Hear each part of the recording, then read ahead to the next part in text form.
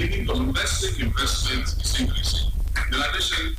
government's appetite for debt has gone down, and so we're borrowing less from the treasury market, we're borrowing less from the banks, and so the crowding out effect that used to occur when the private sector had no access to credit. The banks now are holding huge liquidities, and they must find somebody to lend it to, because government will take. Treasury bill rates are low, so if you put your money in treasury bills, you won't get much. And so you must look to the private sector to give finance. And I'm happy that the Ghana reference rate has come down. Ene ya ekotie sesie eye Ghana Mampeni His Excellency John Dramani Mahama. Yanso ensem so enfa emamu anaye remo ewo aban kasama for Yera Felix ofosu kwache wono so ni diemo panyi de betu dwa etrese sane akone abede ho nsem no esi ireta ready ama omanfo ye wo maiga na mu hasenu munte no aban no eye na afam de se be ye obetimi ate so ama ebre ene ama ne hunu empenten kwatia ya na passengers dodo na na fam wa bla wo ko adwuma so ene se wo bem no eniema so etimi ahehan enam sa ye so bo asesa aban no ye ka se wakwa akoto ahyen akese no buses no eye 29 seater buses se ahasa eno de ba beboa na wo chese efa dikan ye no 100 new buses no aba bedru o mayimu ne no enam so Ghana Private Road and Transport Union GPLTU empanyfo e de adesrede ama aban no se empepi na nedu se ya na akwakoye se kokofo football bo aban no transport ahodo nkoada anasa transport stations ne nkoada ena ya na ahye ne de ko obesre se GPLTU so wonum so nsaka bia betimi aboa ama wona obefa ka ewo ho ede ko wonyuma so ede befie no won so etimi eho aheha wonum yenko na yenko tie Ra Abbas Moro bra na wokasa ede afasa nsem wese ho. We are very happy the buses government promises have started arriving. The private transport sector is the most side which work than the government sector. Like imagine state transport, Metro Mass, Ayalolo buses. The private sector controls about 90% of the transport industry. So if the buses that has arrived, first 100 has arrived, you plead with those in authority to distribute those 100 to the private sector so that we could continue to serve the people more. Because if you look at what we are doing, we are able to work. If we have to pay for, we will continue working, repairing and paying for compared to the government sector bus, which it works within the shortest possible time. You see most of them being parked at their workshops. Edipa wakasa ye wono NGPLTU won kasa mafu Yera Abbas Moro ena nano disem etwagu ye no wo ensemfofro emu no abeto dwose enra Easter Convention ya Church of Pentecost ne nkrabata wo nyanya no ewo Gomua East Mensin wo mfimfi mantem wo mode hyehye so ewo empotam ho no nipa bi esu se wo ye langard fo ekobowura convention grounds ho ene enya asem ketuawu service na wo mo eye Resurrection Sunday no wo mo ko disrupt service ne kura se wo mo mpene emma asore ma no enye wo masore na ye kiremu ese community palace enimu ho ana wo ye convention no ene no wo mabobo tent ahodo bi ne canopy sa ase na members ewa wo ye wo esom na manebo yensa aka ne se program na se no wo to nsa efra ahemfu mienu ewo Gomua nyanya no ho a ye kiremu se sa ahemfu mienu no wo te Adwoa homa so wo nka eni invite wo mumienu aba program krase na program na invite wo mo no ba akopɛ ena ekoye ba akɔ anko ena afane ba akɔ ebe kiremu se adenti ena wo mu invite nipa mienu a wo mu se wo nka e wo program ba akɔ asenti yesusu se wo mo esuma langard fo mo kɔ hɔ se de be ya wo betimi akɔ disrupt service no etiere wo mo ka no wo mo ka asɔre mba ni nyina egu fom ene ye tent no wo mu tututu bie o ene enya asɛm ketua gidigidi pa e wo Gomua nyanya no ho enche ye kra en wo mu kiremu se sa area ho ankasa na hensem ho asem no enche da enkoyi ene obeti we sei wo kina sei e de ohaw bebre e na abre o manfo nti no na ye omo pi sempo yetime di akwa koduru asodem na bambofo ema wo mo ho ye ha wɔn kɔ hɔ ne wɔn kɔ hwɛ sɛ bibia betimi ato din ɛma program na wɔn yɛ no wɔn kɔ yi saa nkrɔfo nyinaa edi firi hɔ na mmom wɔn kyerɛ sɛ wɔn ntimi anchi wɔ bia ɛwɔ saa asɛm no emu a gomuanyanya no police commander de ato dwa sɛ yɛ kasa de wɔn de hyehyɛ kitene gu akwam sɛ de bɛyɛ nnura de esi yɛ na bi nsi biem ɛna ebia so obi nso ada adwene ho sɛ wɔbɛtoa de esi yɛ nnura no so nɛ anaasɛ efiri saa bere yɛ de kɔ a wɔn ayɛ krado ɛde ama saa nipa korɔ no panti yɛ kasa de wɔn mu kyerɛm sɛ ɛyɛ ade a asomdwie ɛwɔ saa empɔtam hɔ no mu a wɔn nte atenkabɔne bia efiri sɛ nnura wɔn ɛkɔ pata saa mente me ho ase no a ɛkɔ so ɛwɔ convention grounds ho na yeto nsɛm de so ɛde amamo no ɛno da yɛde to monim sɛ Nigeria for ene Ghana for wɔn a wɔto gene no wɔn ɛde abo ani kakra ɛkyerɛ sɛ Ghana for no kyerɛ sɛ Nigeria for no ɛgye wɔnom adwumano nti no wɔnom ne yɛma yɛ no yɛ gyena wɔnom ɛde agu tracks mu firi wɔn mɛmo ɛde abedro my Ghana mu asɛ no mo no ɛyɛ ade a Ghana gene tɔfo no ɛkyerɛ sɛ wɔma wɔn kwan ɛma wɔnom enyi wɔnom so tonkra ɛde kɔ wɔn kyi sɛ Ghana fo ne bia bampatam ho a wɔnom so sɛnea esi ɛyɛ nsuo no ɛne awia bɔ nkoto nso ho ɛmfa no ɛna ɛnam so Ghana fo no so ɔmokɔfa gye ne wɔ no wɔnom so deɛ no ɛyɛ ade ankɔfo no ɛkyerɛ sɛ saa na mo yɛ yɛ nuanom wɔ Ghana ha sɛ no mo deɛ a yɛn so yɛ mpene ɛma mo so mo fa mo gye ne ntwamo ɛwɔ Nigeria man mu na ne saa yɛ so nti do ama gye ne ho nsɛm no ɛka no akɔyɛ ɛkana kakra yɛka sɛ ɛyɛ ade a kasamafo ɛde ma Ghana Onion Sellers Association yɛwɔ Suleiman Mustafa waba bonte kyerɛ sɛ ne yɛkɔ no nyina no ɛyɛ amanyɔfo kakra bi a wɔnom ko no wɔnom abɛhyɛm na no ɛna akɔfa wɔso nyina bana sɛmpanyimfo anhwɛ na sɛ wɔnom anka wɔanhwɛ gye ne bɔ no ɛbɛhuri akɔ soro no wɔde afotuo bi nso ɛsan ɛde ma wɔn a wɔta akyerɛ ni sɛ That's the case where there yesterday we were not to conclude. Oh, we are still talking to them. If the government will be able to release the Nigerians to focus, Nigerians will have the only opportunity is the most advanced because this issue is now all the powers are either you are Kosaki, either you are Demi, you are Auga, you are all those things that might affect everybody, including the Odivo. And if this thing is going to continue, onion business is going to go. As I'm telling you, because this business we don't do politics with it. It's going to affect the market one. It's going to affect the one selling food. Now it's affecting those who are not even among the misunderstanding. Odivo is not among. Now Odivo can. So imagine if this guy can leave and the onion is standing for 3 4 days. Do you know we are going to get for all the onion is going for it? na kyerɛ ne ɛwɔ kasa yɛn yɛwɔ Mustafa Sulemana ɛna ɛyɛ Ghana Onion Sellers Association no wɔyɛ wɔnom ekita hodie bɔfotene wɔkyerɛ sɛ ebinom kakra bi a wɔnom ɛwɔ kuo ne mu no ɛna wɔnom yɛ mu sɛ yaban na abɛntene deɛ ɔmbɛka bia no ɛno ɛne finance yɛ wɔsɛ amafo nyina da edi so wɔkyerɛ sɛ wɔnom ba yɛ no na ekuo no ɛwɔ hɔ aban bɛkɔ aban bɛba nanso no Onion Sellers Association Ghana fo deɛ no ɛyɛ ade ɛbɛtena hɔ dɛnt no wɔsrɛ wɔnom twɛ so sɛ bɛyɛ Ghana fo yɛde deɛ mu ɛwɔ gye ne ho nsɛm no entimi ɛnkɔ atwe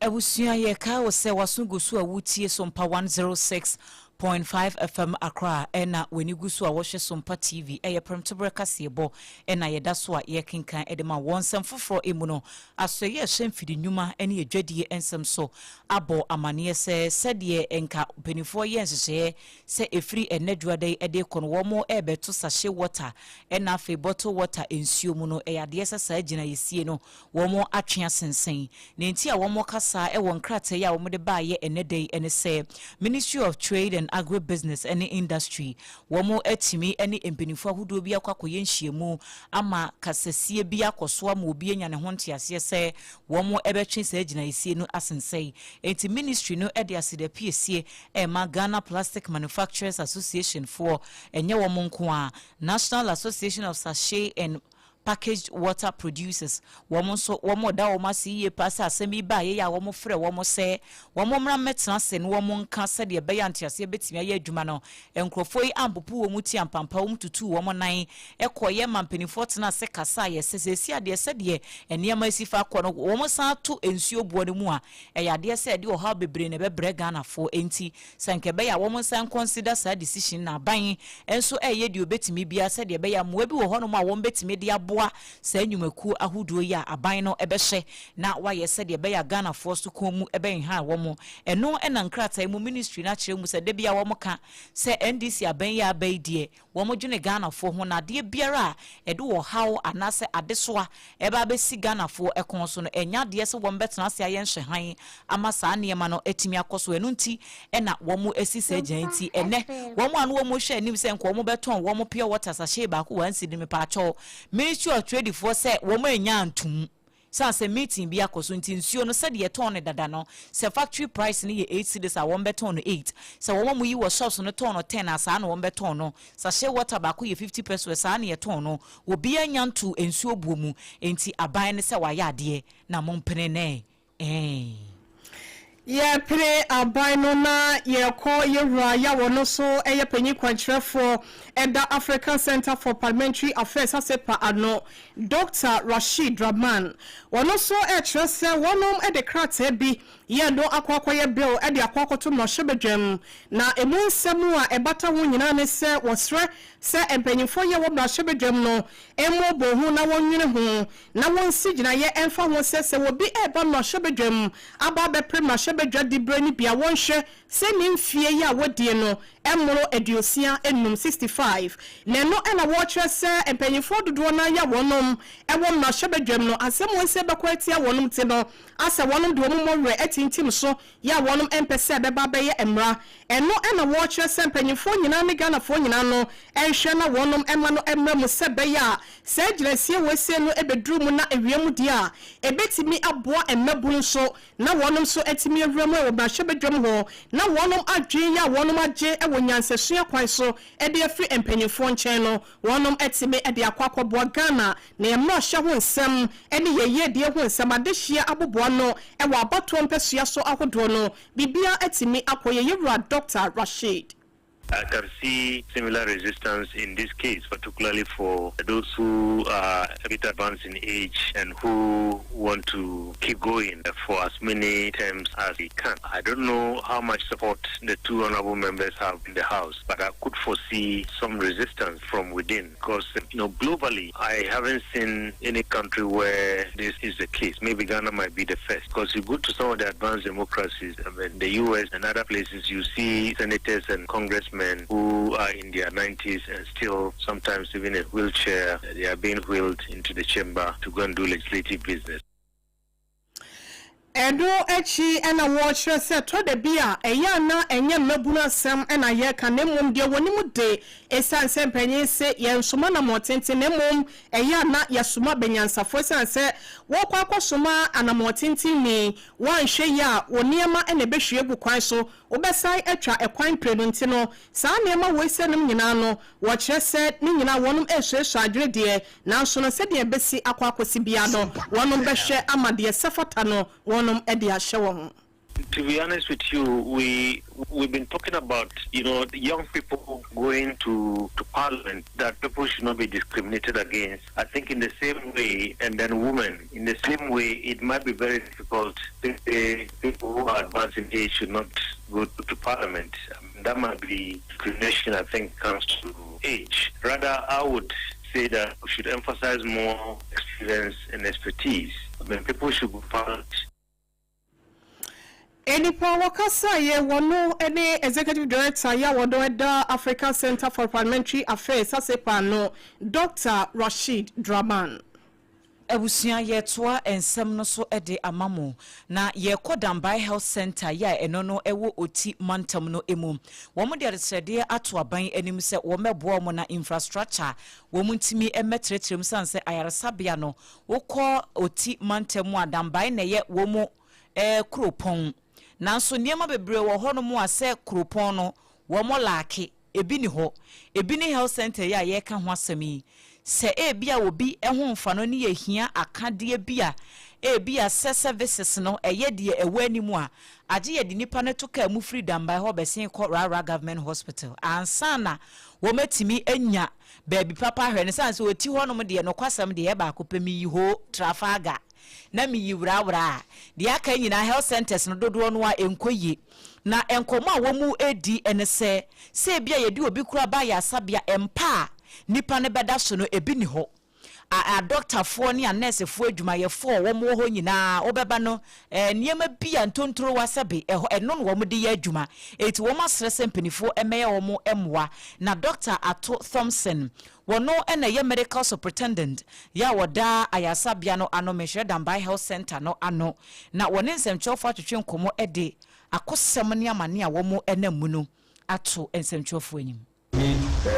the instruments. The instruments, you have to buy more of the instruments. The ones we have are for the CS. We have only 2 sets of instruments for CS, which normally you have to balance them and use it. But we are praying that we can get more of the instruments. I think that we have an aesthetics. We have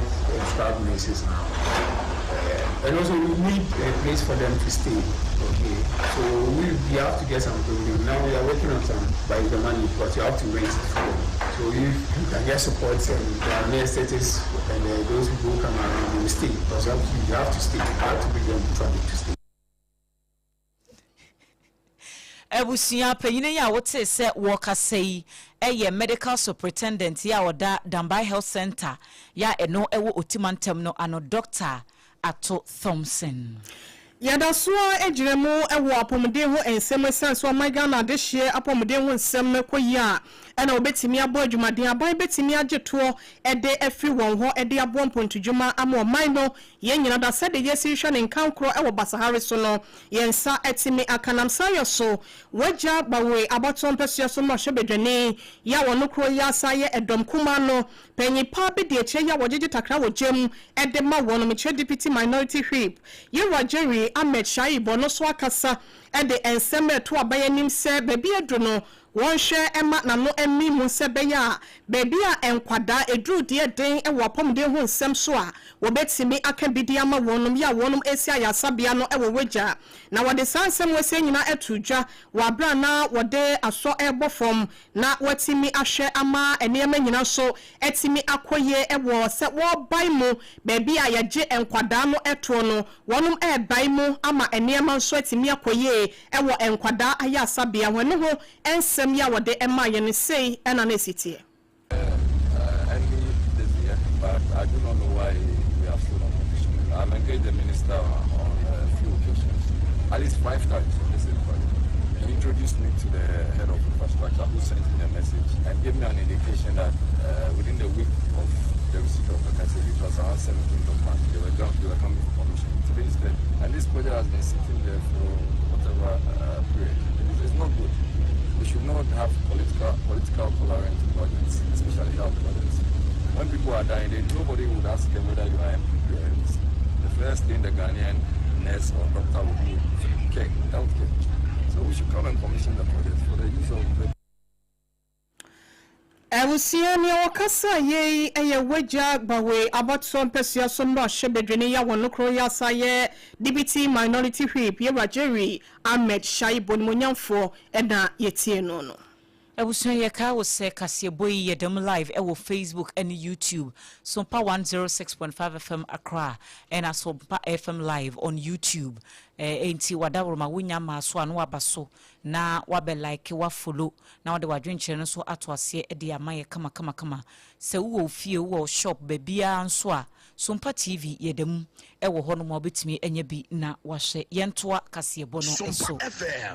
Aban krache penyini ewo kwada so ye no ewa santemantenwo eye onmunyamfo Eric Sibe na wode ato NDC amanyuko no echitafo nyina enim se womo emma womo ani suade hunu kese no enko adwuma aban no eye so na ne tichu pa womo ntimi enkyerkyeremu mohu dawuro sade beya Ghana fo nyina ebehunu de NDC aban eye na womo aya hoboa edi ehie nyame yadom afimpinu eni aduronu nwotwe abato no na wode nsem we nyina etudwa wabra wokohia party emabi ewota no so topre na honorable enkasa yemu no en wode atudwa se aban no hihya hodo bi te se nkokon ketenkete programs ya womo ede abayi eyade se ebo akuafo pii enti esesa ye hye womo enkuran se de beya aban ni suade hunu no so no entonsuom sanse adwuma na aban ni de obetimi de program na ba na emum te se akuafo no ayede nkokon no ema womo no se womo entimi anhwe nkokon no so yie na womo anya adwuma na enkowiase na nya de se aban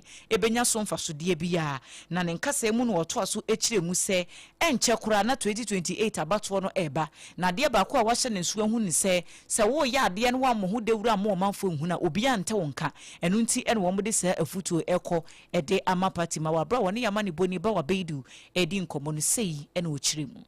somebody adia obi ehu a ebe fata area no mo ha se be hwa dey sisi ya no ma kai rules munya rules a be bia ni we wo ye patem ha efe sisa seni anom efe enche bia no mo benya basic school ye be starting efi crèche adi akosi class 6 eno area onwa chance e ko school no na ve yesi JHS no e de atoa so eno ye next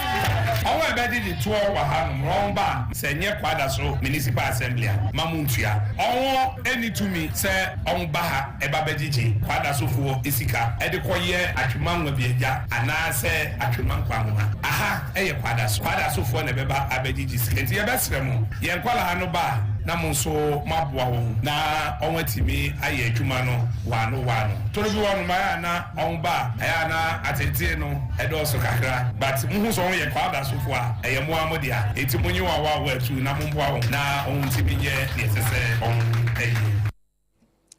Olumonyafo Eric Sibe eye MC ewo kwada so ena wote se wokase woni amane boni ba wa beidu ene di sankomo yi ye tuasono na ye remo ewo Yura Gilbert Abeku agree dodo na efrene se Abeku Santana na panyin eye panyin kwanchefo abedi eche ya Ghana Tourism Authority Ghana akwansra adwumekuo no ene panyin pa abedi eche ya wotua no wode ensabo tujwa echrese Ghana ensentrefo no yenhwe na yenka bi enfamo mampanyin na yenhuro no yemona baso esanse bra wo ba ye waye bi aboa ama Ghana hasenum ne yedwede hu nsem no epagyanum wo hasenum ama atrem mpo ekọ amanone wo kyerese nensa wode wani kyeremo ewo enkroto ahodo so abefo kwan yiso a ene obehwe broni kwampo na no wafra kente ene mefra me de kama ya me de tia senum yi na kyerese ni nyina no wo kyerese yewa mampanyin ena na daboma watimi abonwo de rose yenhwe na batakali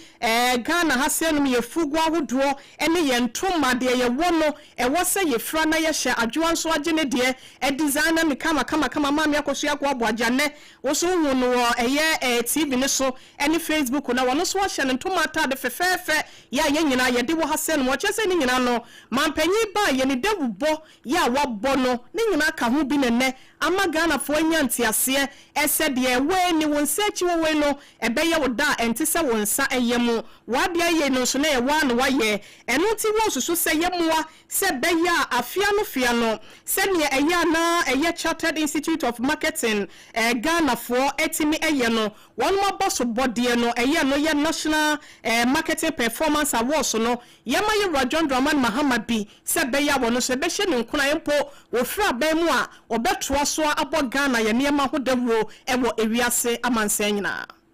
His Excellency President Mahama, again, this year, I think he deserved the Chief Marketing Officer and the CIMG Marketing Man of the Year. From February to date, has been everywhere promoting Ghana, either culture or heritage, from his fashion. Today, we have the Zimbabwe President here in Ghana for a 3-day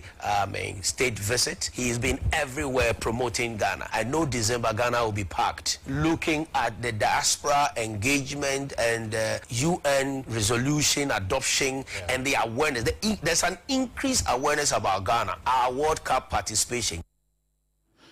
Nacha se wato Ghana papa eba yabako semu ya mamremu ya niema ahuduo nyinemu a enobe wona ma ahuduo so wonum panyimfo ekurukra na wonum aba bedru ha so besua niema wonum ebeginim de wonum ba behwese ne Ghana yesi eye niema no mo so etimi ayo wonum kromu de sada eno ene yewura Abeku Santana ya ye friend se Gilbert Abeku agree watch se yenhwe na ye mo asebe ya eye CIMG Marketing Man of the Year award no ebetimi akọ ede ama mampanyi Yura John Dramani Mahama.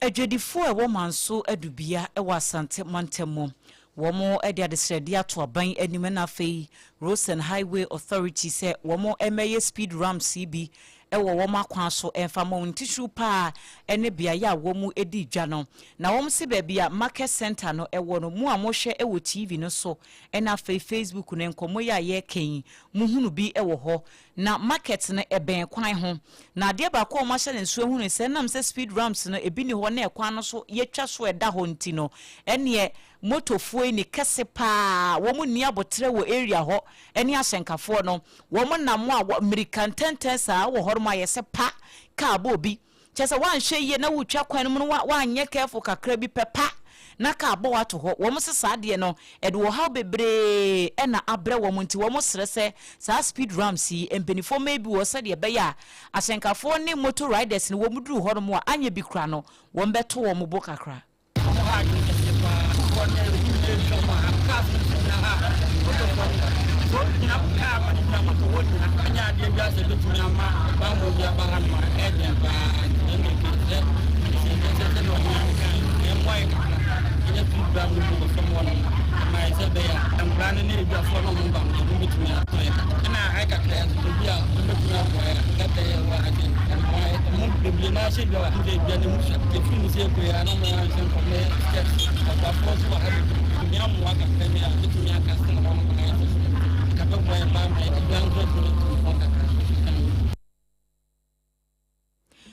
enti wei eyo manfo bi e wasantimantem manso impotem ho ena yete se womode womonsem atu dwane no achi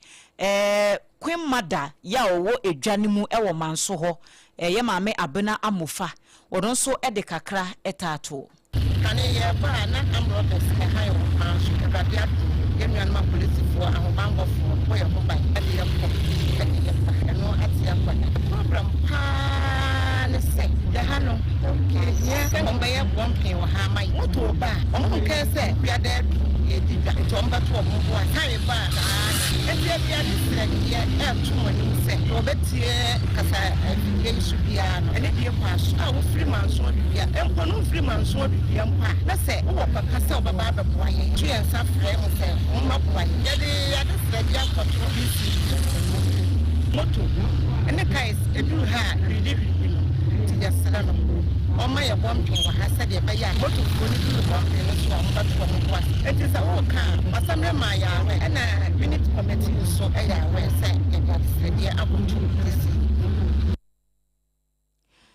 ene ya yekotie sesie manso adubia market Queen Mada ye maame abena amofa na amaneboyi yenso ntwe ni ba wa beidu ena edebaye Yefu na yefu ani nkyeremu wo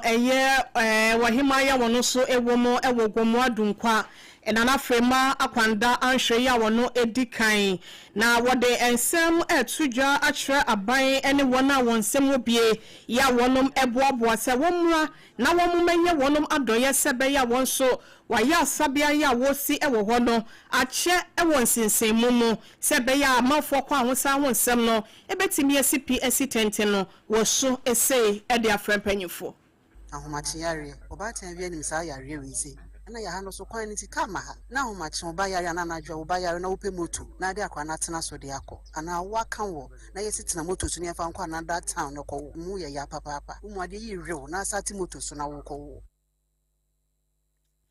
asemo opinfo ya wo kwa wo ne yede na to moto so se won konko wo hwa we se ya na chese ya tete semeno ena wo ba hema esufre adehye ene empanyimfo ahodo ni titru wona woda apomoden asoye ano ewo my Ghana masense wonra metwa woni emfa enhwa adehye ya mo eyegomo adunkwa na na frema akwanda ahwe ya wono edikan ena ekasa ye na no disem no echi no ena eye wona wono so ewo ekrom hofo ni bi no eyegomo empotem ho no wonom so edo mo anotom yentie ensem a wonom so eseye ye komo dunkwa ye hospital bia wa ha bibi ni agista wodo komo tada se obi yare anasa awo aka obi a eye moto ti ye bre wa ha pa awo kan bi wa ha ya na ye nyi clinic bia wa ha se ya na ye yo ha na ka asam so na ade eye o ha wa ha moto Yes, and what's national Yadanoko? Ya brepa. Ebi kura ya bo hanto ya zelo tumi ya zelo kugwa. Na kara wa hin or baba fa. No da kara wa hin or bian yen. Ti ya bo hanto ya no tumi ya zelo kugwa. Sana ya san ya de tiano de ko. Ya apan so ofi. Ahoma Sompa.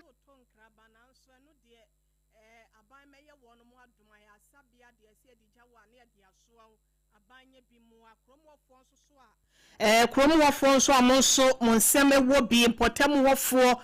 sene na nahima wosi esufre no omafo enyiye na ye emra na nanom betimi aye bidie na nso no obakofo to da biara ne nsa enso nyankopon ni kata obi se wafa ne ho na wafa ne ho no na okodwabo ase no onfa ne ho no obehedai afa de obefa ne ho enti awose woye ono kwanso wontimi ena amafo so sa kone nase ekwaje mo enti oba hima ono nko obedai ena watimi aye wenti ne ebesre empanyimfo ya wonom etua pomdia so ye na no se wonom enya adom ye wa kwabramenta akando wone ne empanyimfo emonwramwe ewo gomodu nkwa se beya na nafrema akwanda nhwe wone ne manfo se ne wonom esufre no wonkwaje won so ema wakoma so ade no wapede no wonsa entimi enka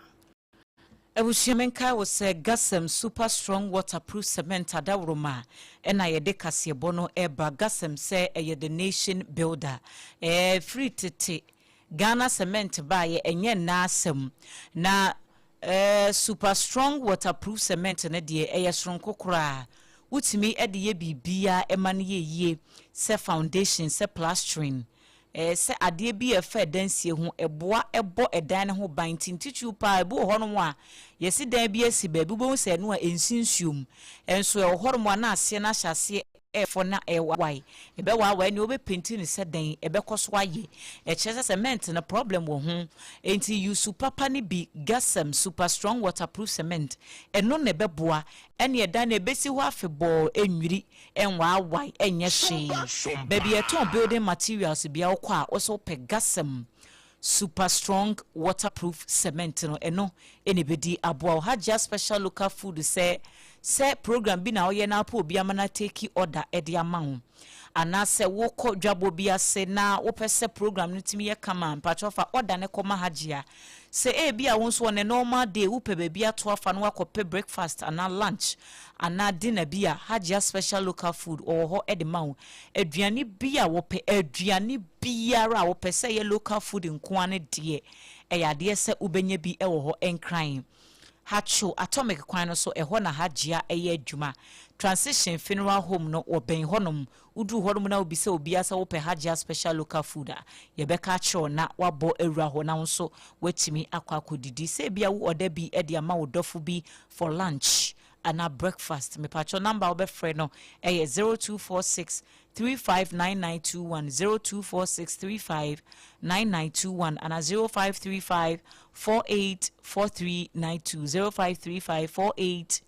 484392 na oni hajia edi enkomo kasa natural mineral water esemen kancho se ene wampensu papa anomo a waso beye hye pa nyare wa abu ye bininam nenam ensio mu enti ensio krogia ya sonson so ya betimi anya bia yusu no de eye kasa natural mineral water ye wo sachet mu de ye wo bottle mu de ene ye wo dispenser eye gallons na ye DCC ye fie mu offices any corporate environment do eno so betimi anya bi back hospital en cry taifa echi hodomo a eho ena behu wo mo bebia wo hye bia wo frɛ yen a ye de bi begu ahye mu ni abedeliver ede amawa wo mre hu 0206 469430 0206 469430 and 0303965780 time about mixture eye a 3D edro tatashe ye kamfo ede amawa wie se wo honam waposo ena enko wiye se wadum ato awuntimi ni di malaria ena etete wonya ko teste na uhu se eye malaria ni bia edro ye kamfo ede amawa wie eye time about mixture e bia ye ka wonyi ni nemum waso ahwa uba bedi ho adanse ede Adwoa mebo abreme time about mesha enye na ewo baby etunton enuro bia pharmacies herbal shops Okanshi drug lane udru hormone shops na saso nyina ubenya bi etu aton numbers a obefre no 0244417669 0244417669 numekoi adaroma ye dane ye hutia wa ye ba ye de kase no ebekwa amano ne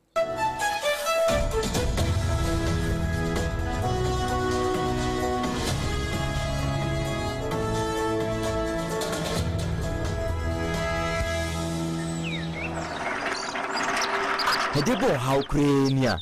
ebo wa hweme woriwi busumi bia na nsu afro na hu nyina awrewre we ka ho a busumi mienu amepenti me hu nya menye me ho kra biom ebo kofi pa na se wontumi mfa painting kunti azio hwe ohaw no ewo dan no mu angasa wo nti we nya mani den edan po se me wi o simple kra Gasem super strong waterproof cement omo cement fofra wa ye no abefo kwan so a ebo edan ho ban free nsu ho nsu ho ban bo eni se we de ye repairs nkwan o da bi ominia eno ne mane dance no hwe obetumi dia sowos ya nsu anonom no ma wo penti kra na ewa wai ano ana obetumi nsu die sidan sa obetumi dia foundation block work plastering chese cement ba ko a utumi di sidan na samma banbo mapano no wow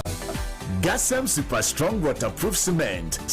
ba kwa ye di sidan na sam bohun ban sinu ye preko Gasem the nation builder Ewra me pacho bra na me hwa de wo bagi bra aden ena so biem time ba me hya ya me ka se yi ba kwin ani wayi mi ensen bra sanya time ba me hya esia gyimi ni me fiefo enya de abaako ebeso yen we de udi se ofa ni nyina time ba me hya me ka se me di one dance ya heaven ena de me kwa akopie enti se malaria we draw ne time ba mixture enye enunku de nanum oto a wontimi ani die no time ba mixture duro no ena ye ma wo oba a wo fra afuro de wo ma akwada no fo ene akwada woni mfie dumienu entimi num aduro yi bi se obeto aduro yi bi anoma hwe se wakọ hospital anase lab ame yehu se wo atudie malaria yi bi ansa se o petam ba mixture enu dudu atu a fo ani kire KNG Herbal Center ewo Emrom Abidjan House ana ba akoso wo atonso Monaco Junction eno echi obenya bi atowo over the counter medicine sellers any herbal shop dodo na em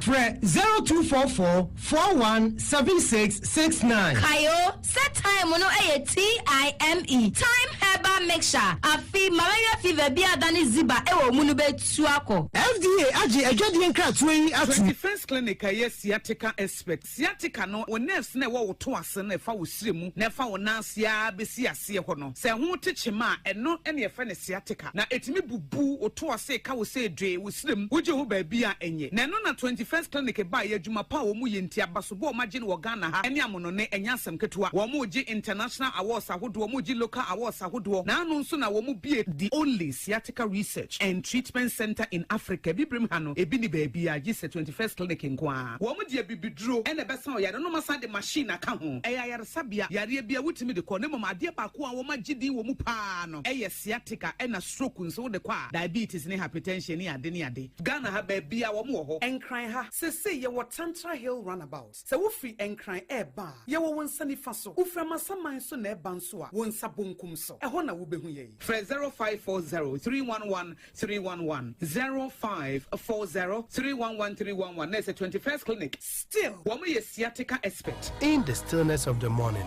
before the noise of the day begins, there is a sound rising, a sound of prayer, a sound of power, and a sound of victory. Yamawakwaba was Sompa First Service. I was Sompa TV, Sompa Radio. Your early morning altar of encounter. Join Bishop Albesaki Kwampo. Onyankopon di fa wastra no eweye brim. Enam ne nsaso ama Onyankopon we ya honwade pi.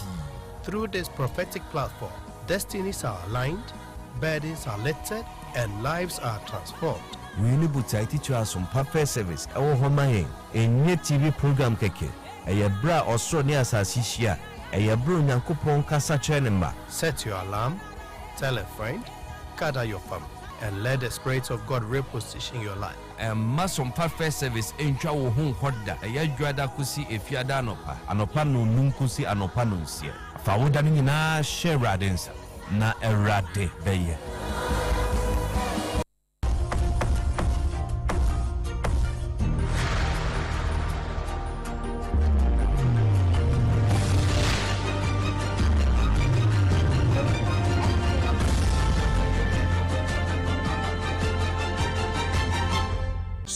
TV, Emma Aketiapa. Emma Aketiapa, Ebusia, Yankonkurie, and Seminada, Ewo Amanone. Na say ye bese na watchia etwem bese enai ekọ ninsia esone no America man no ene Iran wonom asianya ewo entokwache ne ye ekwan so no anam so ama Iran wonom akwakoto eye wonom enso kwan bia eho ena oil anase fam gododo na no eya na efa ho etimi kwa America ene amamai ahodo so na esense eye ntokwa ne ba yente no Iran fo akwakoto sa epono ne mu ama enam so yera Trump wode kokoboke siepa wei eye wone ya no oden ya watcher se efi ochina brada April 7th ekono se Iran fo nim na se wonum ankwanko bie sa epono no efi be se enwumre no wotwe kono mbe hwe omani mu akosi no wotwe enwumre no na se eduru enwumre no wotwe na se Stella no wonum enie dia wo se wonfa ho yeso di kokromotie ekwa eyase de sotro ene gya okwan ena won samye din pin so a eya na yebu menu ntendo eye Strait of Hormuz ya na wonum so echese wonum atom wo no wo chese won konko bie na se ne wosima oyene esi eba fam go so no won tena se ema afia pema henkono adioso mu ho se ne fam go ho ekọ atwe no ebi ensan ema mesibiem esan se ehunu wo no won hu nimpre no so wedi ekokobo ena wode ma wo se deadline no eye ochina 7th April na ebono nwotwe na se wonye ye dia wose won so US aman no wonom ebekeka won ho no wose wo kire se wo mu niam akese wonom agapade ye sombo ema Iran aman no eno mbe sha asese no na eduru ho ayese agro ne from abusuya ye ne di ensem wose ye chi de ebefroto ewo fom biada no ye mamani emfra wo ho ewo TV ne so ena maso akwakosi ewo sompa emfidie ahodo no so Ebusian sem we so na ye gina ne de kasebo no esisafe no wabeka ye ho a ne de ba ye no na de dimu akotene bi ene so mampani John Dramani Mahama e de atu dwa se afe ba ko entem ne kakra ni anaban ba ye eyade so o mani sikasam totue ekoye pa ma business community no so wo so obi biara opeso obe investment no ekwan eda ho Krachi inchumu abato pesia so mo hwebedwani ene nadbom panyufo akọ enkroto miensan ya wonu so kwaka kire so ema edipa ba ko so efiri mu no wonu makoye wonum adoye ama wode nsem atodwa se ne wote akire bia no emra no ene ne beka akire so Bambofo ye wogo mu anyanya no ahwesa sumdwie ebetimi aye adwuma efiri se enura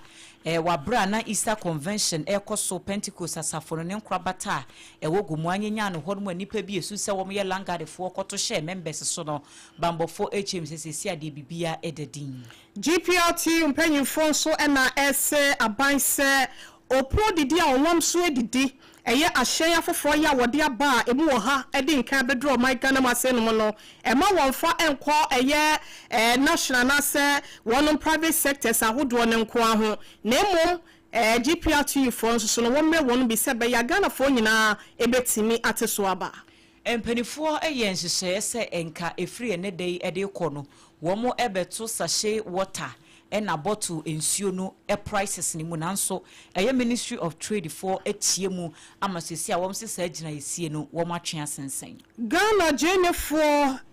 nkabom ko no won kasamafo Mustafa Sulemana enso abekasa ediafa jenewo entokwa ya esi ewo Ghana ene Nigeria for ntaba watch se amanyosem kakra ena ababe folifoli mu Medical Superintendent ya Wadadambai Health Center ano Dr. Ato Thompson edi alisredia to aban enim se infrastructure ye akade ahodo biaya womo ebe hye ayafo ni ade e wo health center ho no niema nkoye enti aban emeye womo moa panyi kwantrefo ya wono eda asepa no ehwese sendia eye krata bia kom no hwebedwam se obi edi mfie ebroaduosia enumu a wonti bi enwura ho biem no wose wonsem kanye no ebeyire kakra Ebusianfo ye dia sedano ema gasem super strong waterproof cement womo adaroma ene ewie ye nam time herbal mixture enso ye da womo se kasa natural mineral water ena afei hajia special local food enso ye da womo se ewie womo aso ya siam ye de kase bono abremo ye no a wote ye nkamidin ede Adwoa Asare ewie mene Oheneyere Mame Yeboaa Esiama Bronya.